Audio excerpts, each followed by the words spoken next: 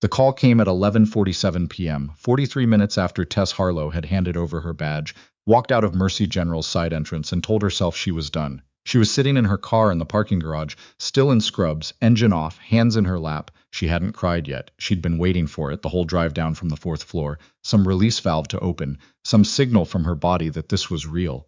But nothing came. Just the hum of fluorescent lights overhead and the smell of motor oil and the particular silence of a place where people are always coming and going but never staying. Her phone buzzed on the passenger seat. Unknown number. She almost let it go to voicemail. She almost started the car. Instead, she picked it up, Mrs. Harlow. The voice was male, measured, not unkind. My name is Agent Corbin. I'm calling on behalf of a situation that needs your specific expertise. I know this is an unusual hour, she almost laughed. You could say that. Are you still in the hospital parking structure on Devlin Avenue? The hairs on the back of her neck stood up. She looked around the garage. Empty cars, concrete pillars, a pigeon pecking at something near the stairwell. Who are you? She said. Someone who's been watching what happened to you for the past 6 weeks, he said. And someone who thinks you're the only person who can help us right now. She had been a trauma nurse for 9 years. Before Mercy General, she'd done 2 years at a county hospital in Phoenix, where the waiting room never emptied and the supply cabinet was always half-stocked, and you learned very quickly how to make decisions without anyone's permission. She was good at her job. She had always been good at her job. What she was not good at, what she had never been able to manage, no matter how many times supervisors had gently suggested she learn, was staying quiet when something was wrong. It started 6 weeks ago, the way most things at Mercy General started, with paperwork. She'd been covering a double shift on the surgical floor when she noticed a discrepancy in a patient's medication record. The dosage logged didn't match what had been administered. It was a small thing, easy to dismiss as a transcription error. She flagged it to her charge nurse, a man named Garrett, who had worked the floor for 15 years and moved through the hallways like a river moves around a stone, fluid, unhurried, revealing nothing. Garrett told her to resubmit the record with a correction note and not to think about it anymore. She thought about it. 3 days later, she found another discrepancy.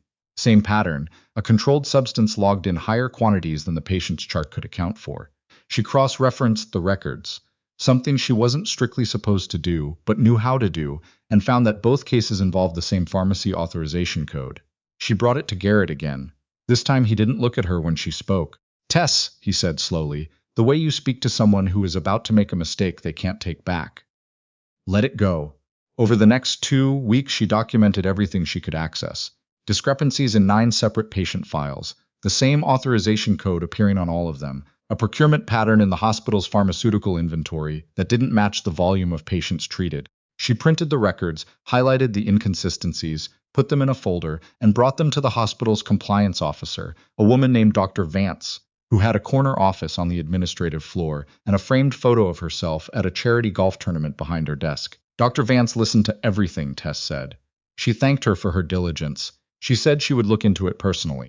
11 days later, Tess was called into a meeting with Human Resources and informed that multiple colleagues had raised concerns about her conduct, that she had accessed patient records outside her assigned caseload, that she had created a hostile environment on the unit by asking questions that undermined staff confidence. There was a formal complaint. There were signatures. She recognized one of them as Garrett's. She was given the option to resign or be terminated for cause. She asked for 48 hours to consult an attorney.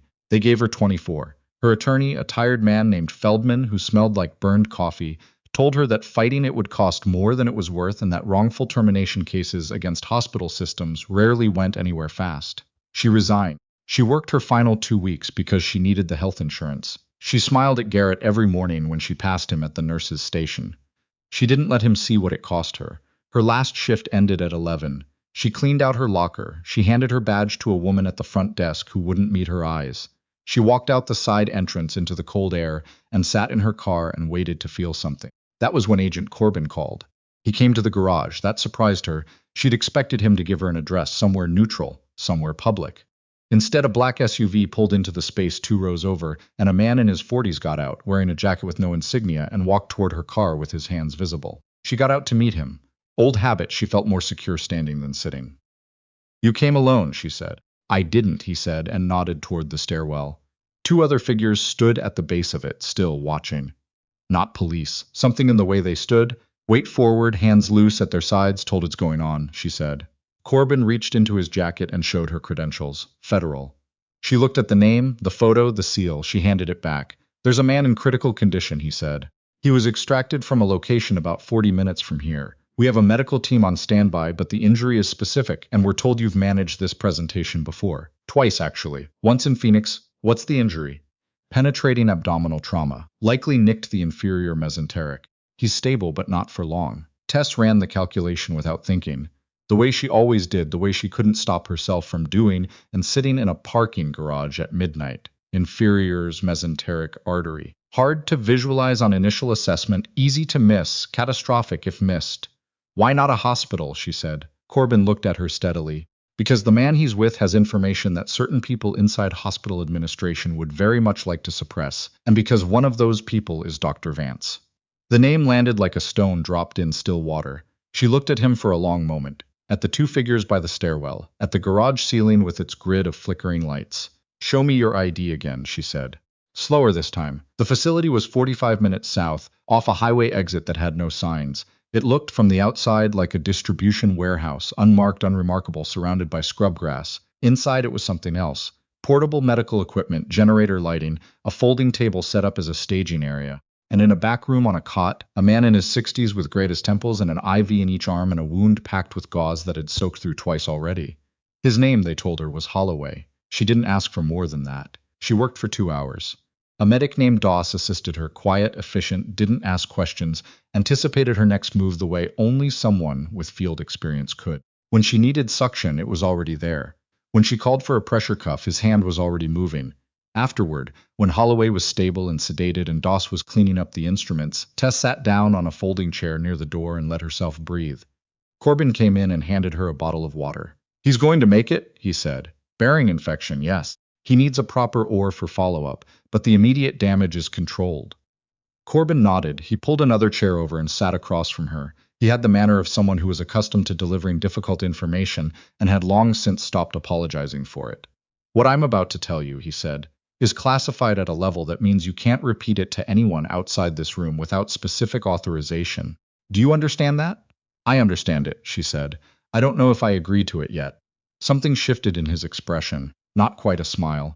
Fair enough. It had started, he said, not with Mercy General, but with a federal healthcare contract, the kind that got awarded quietly during budget cycles, in language no one outside a very specific committee would read carefully. The contract involved pharmaceutical procurement for a network of military-adjacent care facilities across 4 states. The company that won the contract had submitted bids that undercut every competitor by a margin that should have raised flags. It raised flags in exactly one place, a small oversight division within the Department of Health and Human Services that had been monitoring procurement anomalies as part of a broader anti-fraud initiative. The analyst who flagged it was a woman named Chen who had been doing this work for 11 years and had a reputation for being difficult and was routinely ignored at interagency meetings. Chen was the one who identified the authorization code, the same code that Tess had found in the Mercy General records. The company that held the contract was not, on paper, connected to Mercy General, but the money moved through a consulting firm that appeared in both sets of records, buried in administrative overhead. Holloway was the CFO of that consulting firm, or had been until 3 months ago when he began quietly copying files and arranging a meeting with federal investigators. He'd been found before the meeting happened. Dr. Vance, Tess said, she's not the top, she's a node, but she's an important one. She controls access to Mercy General's internal records, which are part of the evidence chain. Tess sat with that for a moment. She thought about the framed golf tournament photo, the patient way Vance had listened to her, leaning slightly forward, nodding in the right places, taking notes. Taking notes. She wasn't looking into it, Tess said. She was documenting what I knew. Yes. And then she had me removed before I could find the connection myself. You were closer than they realized, Corbin said. The authorization code you found. If you'd had another week, you likely would have traced it to the consulting firm on your own. She didn't find that satisfying. She found it clarifying, which was worse. Because clarifying things had a way of demanding a response. What do you need from me? She said. Corbin leaned forward and set a folder on the floor between them. He didn't open it. The records you printed before you left, he said. We know you kept copies. We need them as part of the evidentiary package. They establish the internal hospital pattern in a way our documentation doesn't, because you pulled them before Vance had a chance to alter the system logs. Tess looked at him. How do you know I kept copies? Because you're the kind of person who keeps copies. The copies were at her apartment in a manila envelope in the bottom of a canvas tote bag that she'd shoved under her bed 3 weeks ago and tried not to think about. She drove back to the city with one of Corbin's people in the passenger seat, a woman named Keys who wore civilian clothes and said 4 words the entire trip. Her apartment was small and close and smelled like the candle she'd burned earlier in the week, something with cedar in it. She stood in the doorway for a moment before she went in. Keys waited on the landing. She retrieved the envelope. She stood in her kitchen and looked at it for a long moment. The weight of it, the 12 pages of highlighted records that she had told herself were her only proof that she hadn't imagined everything. She put it in Keys's hands at the door. "That's it," she said. "That's everything." Keys looked at the envelope, then at her. "There's one more thing," she said. The one more thing was a deposition. Not a courtroom deposition. Something recorded, formal, conducted the following morning in a federal building by 2 attorneys and a woman from the Inspector General's office who had the particular energy of someone who has been waiting a very long time for this specific conversation. Tess answered every question. She answered them carefully, completely, in the same precise language she used when charting a patient. No assumptions, no embellishments, only what she had observed and when and how she had documented it. At the end, one of the attorneys, a man named Pryor, young, with reading glasses pushed up on his forehead, looked at his notes and said, "You flagged the first discrepancy and brought it to your charge nurse. Were you afraid of what might happen?" She thought about it honestly. "I was afraid," she said, "but it was a patient's record, so it didn't matter." The weeks that followed were strange in the particular way that liminal periods are strange, everything happening at a remove, the normal rhythms of life continuing while something enormous processed itself in the background. She updated her resume. She applied to positions at 2 other hospitals and a home health agency. She went to the grocery store and the laundromat and called her sister in Raleigh and didn't tell her any of it. Corbin called twice with procedural updates that didn't mean much to her yet. Dr. Vance had been placed on administrative leave pending investigation. The consulting firm's accounts had been frozen. Holloway was recovering in a secure medical facility and had cooperated fully. She was sitting on her couch on a Tuesday evening, eating cereal for dinner and watching nothing in particular, when Corbin called a 3rd time. "There's something happening tomorrow," he said, "at Mercy General. You don't have to be there, but I thought you'd want to know." She was there. She stood in the parking lot, not the garage this time, the main lot facing the front entrance, and watched 3 federal vehicles pull up to the hospital's administrative entrance at 9 a.m. She watched agents she didn't know walk through the glass doors. She watched 20 minutes later as 2 people she did know were escorted out. Garrett walked with his eyes on the ground. He was wearing a jacket she'd never seen before, something he must have kept in his office, as if he'd been prepared for a day like this, or had been dreading it long enough to dress for it. Dr. Vance looked straight ahead. She walked the way she always walked, even measured, as if she were moving between meetings. Her face revealed nothing. Tess watched until both cars were gone. Then she stood there a little longer in the cold, with the sound of traffic from the street and pigeons somewhere overhead, and the ordinary noise of a morning that did not know anything significant had happened. A hand touched her shoulder. She turned. It was Doss, the medic from the warehouse, out of whatever plain clothes he'd been wearing that night, now in uniform. Behind him stood 3 others, also in uniform, with the particular posture of people accustomed to standing very still and very alert for very long periods of time. "Ma'am," Doss said. She looked at him. At his expression, which was serious and steady, and held something in it she recognized after a moment as respect. The genuine kind, the kind that can't be performed, only given. "Holloway wanted you to know," he said. "He said to tell you that the records you kept are the reason the evidence chain held. That without the internal documentation, the procurement pattern would have been arguable," he said. Doss paused, as if making sure he had the words exactly right. "He said that you made the case unbreakable." She didn't have anything to say to that. She nodded once. Doss reached into a pocket and handed her an envelope, sealed, no markings. "From the Oversight Division," he said. "Formal acknowledgement. For your records." She took it. She held it against her chest, where it pressed lightly through her coat. The 4 of them turned and walked back toward their vehicle. At the edge of the lot, Doss glanced back once, brief, deliberate. She raised her hand. He nodded, and then they were gone. She sat in her car for a while. Not the way she'd sat in the garage that last night.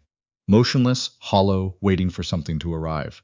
This was different. This was the kind of stillness that comes after something has resolved, after the last piece has settled into place. And the shape of the whole thing is finally visible. She thought about the first discrepancy she'd flagged. The medication record with the number that didn't match. How small it had seemed. How obvious it had been, to her, that it mattered. She thought about Garrett saying, "Let it go." She thought about the 9 years she'd spent learning that a patient's chart is not just paper. It is a record of what actually happened to a person, and what actually happened to a person is the only thing that matters when everything else is noise. She opened the envelope from the Oversight Division. A single sheet, official letterhead, 3 paragraphs. Language that was formal and bureaucratic, and said, in the careful measured terms of institutional acknowledgement, that her documentation had been central to a federal investigation resulting in the indictment of 7 individuals across the hospital and procurement networks, and that her conduct had demonstrated exceptional professional integrity under significant personal cost. She read it twice, then she folded it along the original crease and put it back in the envelope and set it carefully on the passenger seat. She started the car. She had an interview at St. Caro Medical Center at 2 o'clock. She had allowed herself 40 minutes to get there, which was 20 minutes more than she needed, because she liked to arrive early and walk the halls before she met anyone, the way she always had. Feeling the weight of a place, the rhythm of it, the particular kind of quiet that tells you whether the people who work there still believe in what they're doing. She pulled out of the parking lot and onto the street. The morning had gotten brighter without her noticing. The light came in flat and pale through the windshield, the kind of light that doesn't flatter anything but shows you everything exactly as it is. She drove toward it.